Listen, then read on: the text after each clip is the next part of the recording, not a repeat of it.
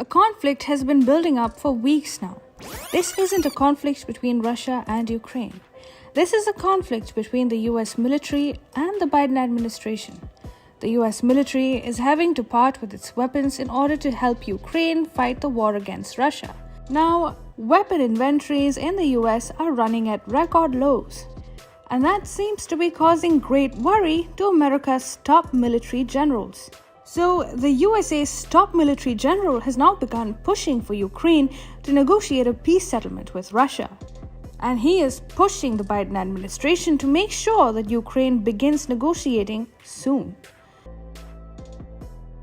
According to a report by the New York Times, General Mark A. Milley, the chairman of the Joint Chiefs of Staff, is pushing for Ukraine to solidify its battleground gains on the negotiating table now. The winter is about to set in. The war in Ukraine is expected to slow down, with little to no action expected on the ground.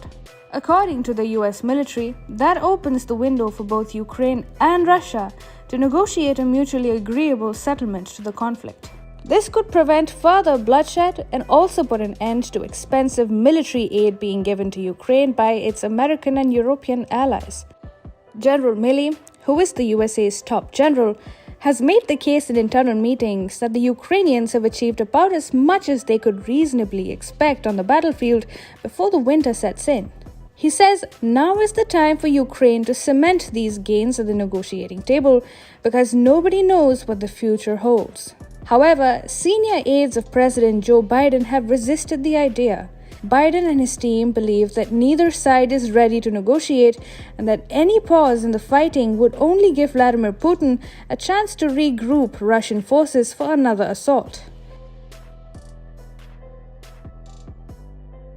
General Milley has pointed out that the Russians are digging trenches and establishing firm lines through much of the occupied territory in preparation for winter.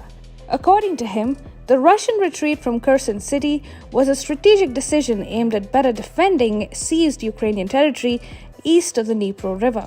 So the winter is expected to pass with ease. However, the coming spring will see rested and reinforced Russian troops better ready to take back territory that they have lost. In such a scenario, Ukraine might actually have a lot to lose if it does not seize the opportunity for talks during the winter months.